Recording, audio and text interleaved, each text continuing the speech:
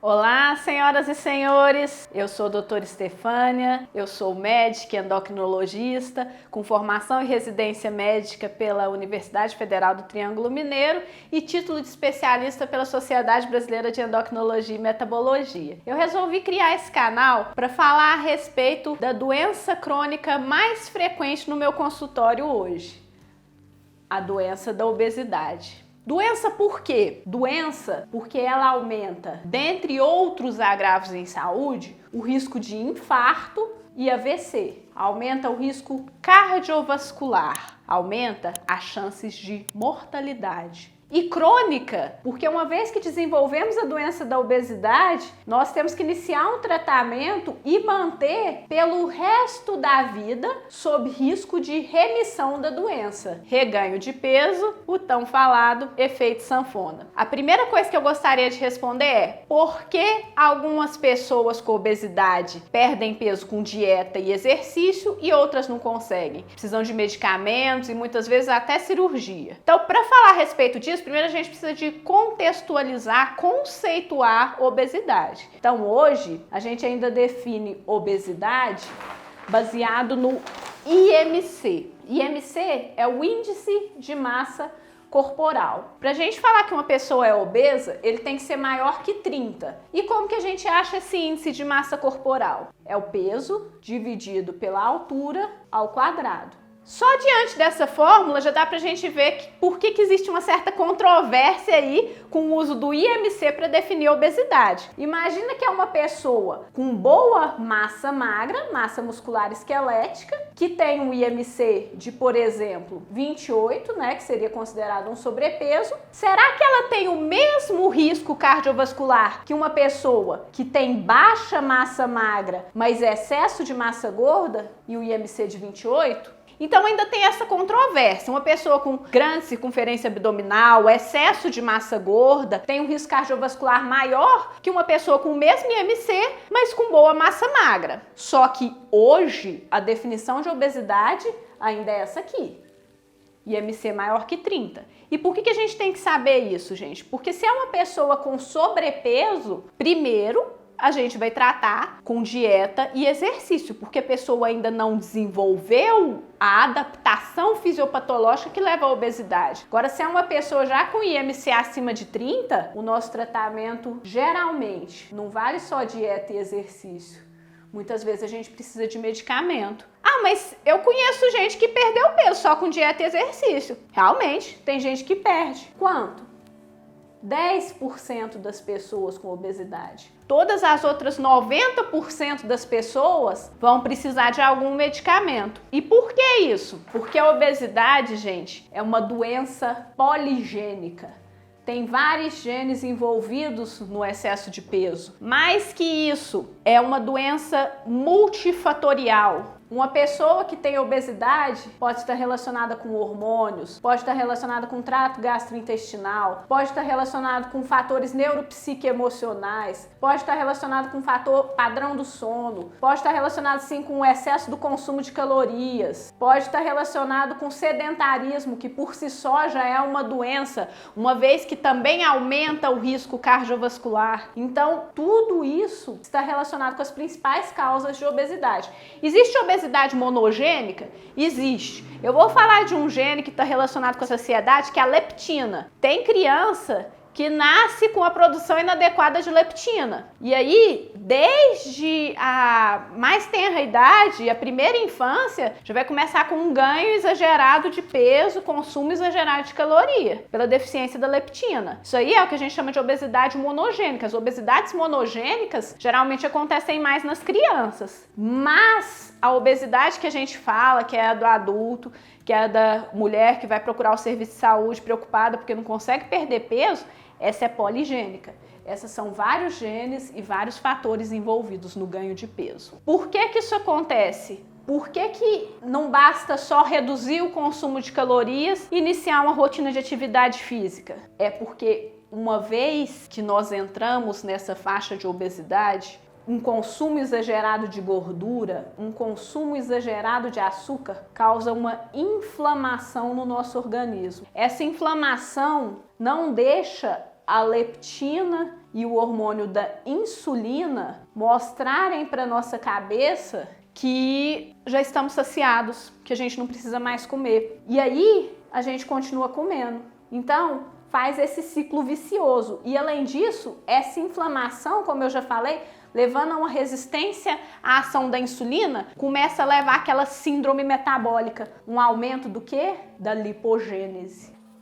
E aí é onde a gente começa a acumular mais gordura por um efeito anabolizante da insulina, que está em excesso no organismo por causa da resistência à insulina. Outra coisa que acontece, excesso de cortisol. Pessoa que está ansiosa, nervosa, preocupada, começa a liberar o hormônio do estresse. O corpo, não de uma forma patológica, essa não é a doença da suprarrenal levando a uma hiperprodução de cortisol, mas isso é o estresse levando ao aumento da produção de cortisol. E aí esse cortisol, o que ele faz? Aumenta a lipogênese também. Então a gente incha, a gente ganha peso. Olha o fator neuropsicoemocional aqui, levando ao aumento de cortisol. Outra coisa, tem um conceito que é de taxa metabólica basal. Então a gente começou a ganhar peso, o nosso corpo começa a enxergar o excesso de peso como um reservatório de energia. E aí a pessoa fala, nossa, agora eu vou perder peso. E aí ela começa a perder peso. Ora, a pessoa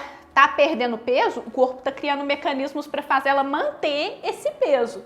Então, uma vez que a pessoa está obesa, a taxa metabólica basal dela tende a ser mais alta do que a hora que ela começa a perder peso. O metabolismo da pessoa, a hora que ela está repousando, a hora que ela está dormindo, é mais lento à medida que ela começa a perder peso. E aí, gente, como que a gente faz para garantir que essa taxa metabólica basal nossa não caia à medida que a gente está perdendo peso? Atividade física. A gente sabe que a massa muscular esquelética, o músculo mesmo, ele estabiliza a nossa taxa metabólica basal. Por isso que a gente recomenda exercício de resistência também, além do exercício aeróbico, quando a gente está tentando perder peso. É justamente para a gente ter massa muscular para garantir essa taxa metabólica basal. E esse é também o motivo porque a atividade física é o maior fator relacionado à manutenção do peso perdido uma vez que a gente perde peso. Então, perdeu peso, fez dieta, fez exercício, fez medicamento, vai tentar desmamar o medicamento, que na obesidade a gente também faz step down, a gente também pode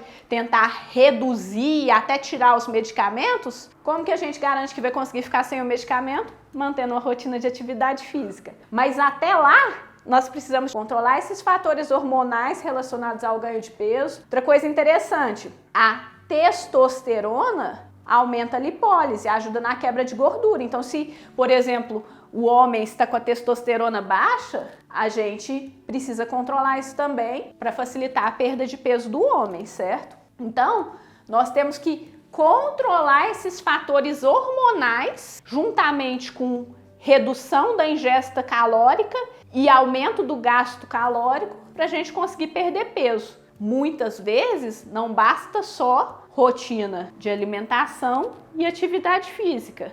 E aí cabe aqui todo um check-up metabólico e hormonal para nós avaliarmos qual que é o melhor tratamento. Porque é o que eu falei, pensa comigo, gente, se obesidade é uma doença multifatorial, não deveriam existir vários tratamentos possíveis? Quantas vezes você já tentou fazer uma dieta da sua amiga, uma dieta que a sua mãe estava fazendo e não conseguiu perder o mesmo tanto de peso? Ou, por outro lado, você achou aquela dieta maravilhosa, uma dieta maravilhosa que você perdeu vários quilos e aí você recomendou para uma amiga sua e ela não viu diferença.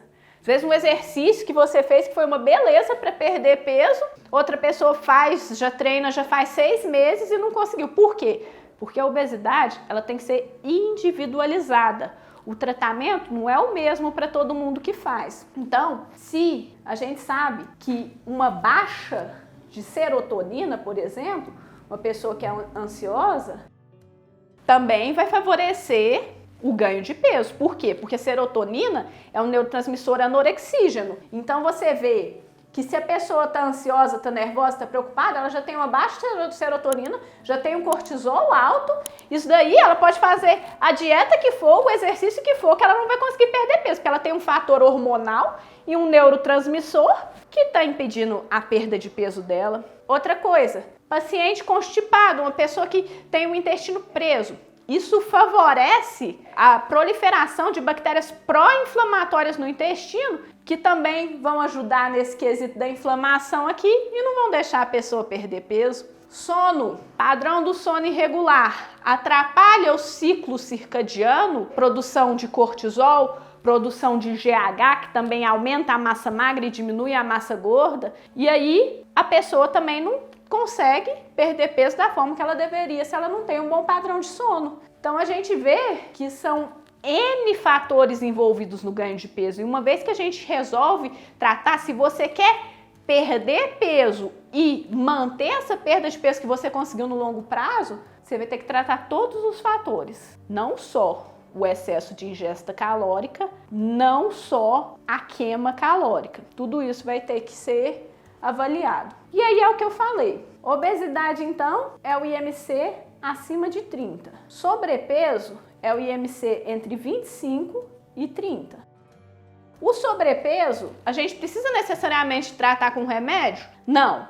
O sobrepeso, geralmente, ele vai ser genética, excesso de ingesta calórica, baixa queima calórica. Agora, e se a pessoa tem uma doença associada, se ela tem uma comorbidade, por exemplo, um ovário policístico? Aí ela tem uma base fisiopatológica, nesse caso também associada à resistência à insulina, que pode estar colaborando para esse sobrepeso. Aí vale a pena a gente tratar com medicamento. Aqui, para o ovário policístico, existe uma grande gama de medicamentos. Fitoterápico, metformina, anticoncepcional, bloqueador androgênico, várias opções que a gente pode usar aqui. Fora, isso aqui é interessante também, rotina de atividade física. É interessante, gente, a gente pensa que a atividade física, o exercício de resistência, vai aumentar a testosterona endógena, mas na mulher com ovário policístico, ele reduz a testosterona endógena, então isso daí é muito interessante. Então, o sobrepeso, no caso de um SOP, como eu falei, seria interessante tratar. No caso de um hipotireoidismo, por exemplo, e aí agora é muito comum, né? A gente vai no endócrino e o endócrino fala assim, não, o hipotireoidismo não te faz ganhar peso, não. Não funciona assim, não.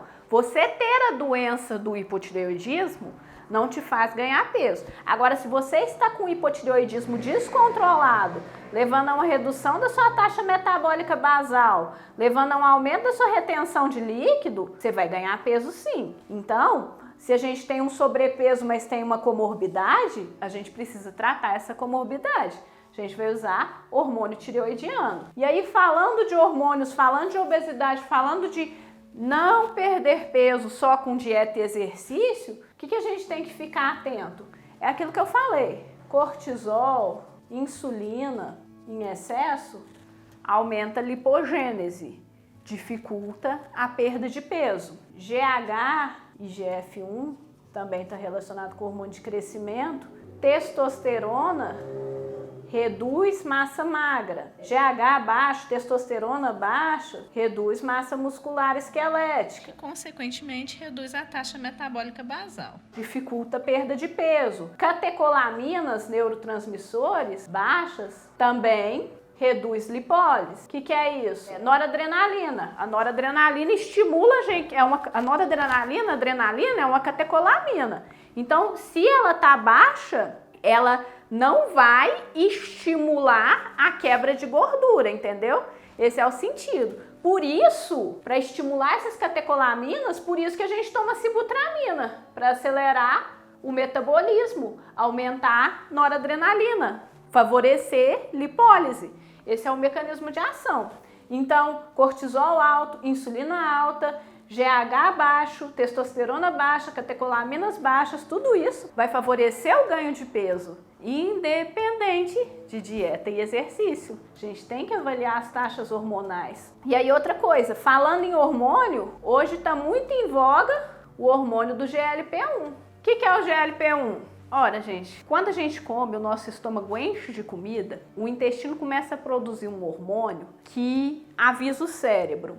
Ó, o estômago tá cheio. A gente sente saciedade e para de comer. E avisa o pâncreas, vem vindo comida por aí. E aí o pâncreas já começa a produzir insulina, e a insulina, que nem eu falei, também vai falar para o cérebro que a gente já está cheio. Então, o GLP-1 é esse hormônio produzido no intestino que vai estimular produção de insulina pós-prandial e estimular saciação e saciedade. Essa é a função dele. E aí hoje nós temos medicamentos injetáveis que são análogos, ou seja, similares a esse GLP-1. Então exercem o efeito de bloquear o apetite dele. GLP-1 é outro hormônio que é importantíssimo, porque a gente vê que em pessoas obesas e pessoas com diabetes, ele tende a estar diminuído. E ele também é o hormônio que, imagina, se você faz uma cirurgia bariátrica, reduz a superfície do seu estômago, vai aumentar o quê? Vai aumentar o seu GLP-1 endógeno. Esse é um dos motivos da gente perder muito peso com a cirurgia bariátrica. Todos esses hormônios aqui têm que ser considerados para a gente conseguir tratar a obesidade. Não é só restringir calorias. E aí, gente, tem que dosar? Tem que dosar esses hormônios? Não. O diagnóstico é clínico. O que acontece? Eu não estou falando de nenhuma doença de hiperprodução dos hormônios. Eu não estou falando de uma doença de Cushing, que é a hiperprodução do cortisol, que vai cursar com pressão alta, vai cursar com diabetes, vai cursar com aquelas faces de lua cheia, com manchas arroxeadas pelo corpo. Eu não estou falando disso. Eu estou falando da produção exagerada do cortisol pelo estresse. Então, o que a gente precisa? Controlar o estresse. A insulina, o que leva a um aumento? Eu não tô falando do insulinoma, a hiperprodução de insulina no nosso organismo, que ia cursar com uma pessoa ganhando peso e fazendo muitas hipoglicemias. É uma doença gravíssima, é um tumor, né? Insulinoma. Eu não tô falando disso. Eu tô falando de resistência à ação da insulina. A primeira alteração que a gente tem por causa de uma inflamação antes da gente ter diabetes. Imagina, chega lá, uma unidade de insulina para carregar 10 gramas de glicose para dentro da célula e a célula fala assim, tá pouca insulina, quero mais. Aí o pâncreas vai e produz mais insulina. Tá pouca insulina, quero mais. Chega um momento que nem toda a insulina que o pâncreas é capaz de produzir é suficiente para tirar a glicose do sangue e colocar a glicose nas células do nosso corpo para a gente ter energia. E aí o que acontece? Diabetes. Essa resistência à ação da insulina pode ser precursora da obesidade e do diabetes. Eu não estou falando da deficiência de GH, deficiência do hormônio de crescimento, que às vezes a gente tem que tratar a criança com o hormônio do crescimento. Eu estou falando um padrão de sono irregular, atrapalhando o ciclo circadiano, levando à baixa produção de GH, levando à dificuldade de construir massa muscular esquelética e consequente redução da taxa metabólica basal. E questão da tireoide também, né? Como eu falei, hormônio tireoidiano desregulado pode levar à redução da taxa metabólica basal, aumento da retenção de líquido, ganho de peso. E esse a gente pega no check-up. O que acontece, gente? Inflamação. A gente tem inflamação no organismo, nós vamos sentir cansados, fracos. A resistência à insulina por si só vai dar desânimo, fraqueza, sonolência, indisposição. Por quê? Porque o combustível para a gente fazer nossas atividades é a glicose. Se a glicose não está entrando na célula para dar energia para a gente vai sentir cansado e fraco mesmo. Tireoide, mesma coisa. Se o metabolismo está lento, você vai sentir sonolento, cansado, fraco. Então, uma pessoa obesa que está com esses sintomas pode ser resistência à insulina, pode ser hipotireoidismo. E aí, nesse caso, como que a gente descobre? Check-up metabólico. Aí tem que fazer avaliação dos exames de sangue para entender o que está acontecendo, para entender por que a pessoa não está perdendo peso com dieta e exercício. Nesse caso, é importante. Outra coisa interessante, vitaminas. A vitamina D, por exemplo, uma baixa de vitamina D também dá essa sensação terrível. Cansaço, fraqueza, indisposição, dor no corpo. E aí, às vezes, a pessoa não está rendendo na atividade física, vai ver baixa de vitamina D. Outra coisa interessante sobre essa questão de taxa metabólica basal. O que a gente vê? O que a sociedade médica recomenda? Lembra que eu falei que um exercício de musculação de resistência vai melhorar a nossa taxa metabólica basal, porque vai melhorar a nossa massa muscular? Pois é, um exercício aeróbico de pelo menos moderada intensidade, ele tem o efeito de continuar queimando calorias até 48 horas depois da atividade. Por isso que recomenda-se associar exercício musculação resistência, exercício aeróbico, para perda e manutenção do peso perdido, certo? E fatores neuropsicoemocionais, então, aquilo que eu falei, né? Uma baixa de serotonina também influencia no ganho de peso. Então, não é só porque, nossa, eu sou ansioso, eu tô com vontade de comer o mundo, por isso que eu tô ganhando peso. Às vezes a pessoa nem come demais, mas ela tá ansiosa, tá nervosa, tá preocupada. Serotonina baixa, cortisol alto, ela não perde peso. Então esse é outro fator que muitas vezes tem que ser considerado.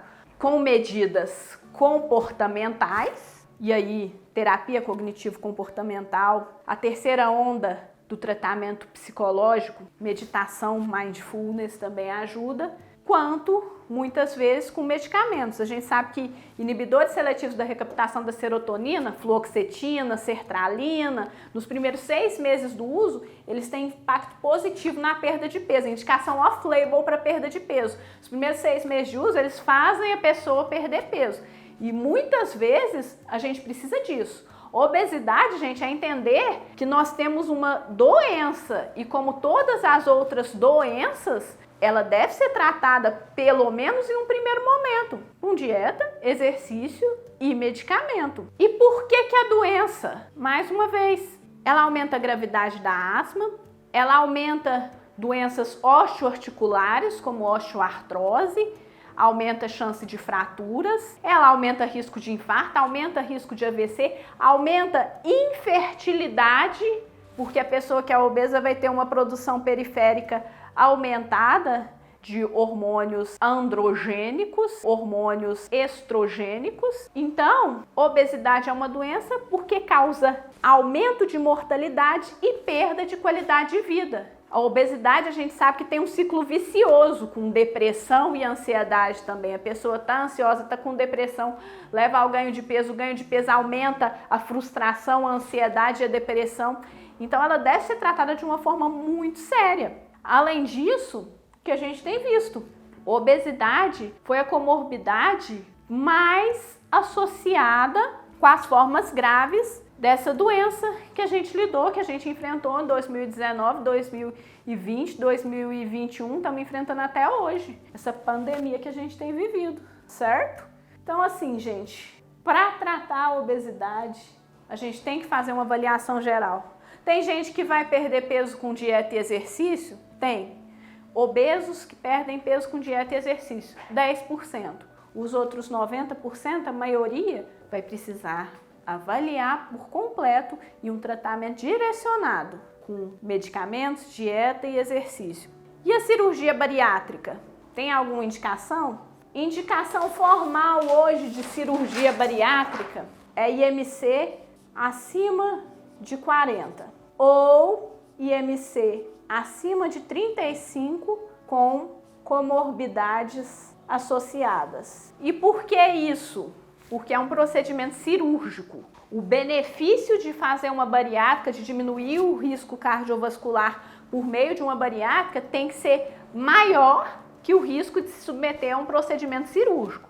E é por isso que o médico, quando ele vai indicar uma cirurgia bariátrica, ele pede um parecer do endocrinologista, do psicólogo, do psiquiatra, do cardiologista, do pneumologista e do nutricionista. Porque o paciente com obesidade, para partir de uma cirurgia bariátrica, ele tem que ter feito todo esse check-up metabólico, hormonal, rotina de alimentação, rotina de atividade física, para garantir que não tenha outra opção que não o tratamento cirúrgico para melhorar risco cardiovascular, melhorar comorbidades associadas e riscos associados à obesidade.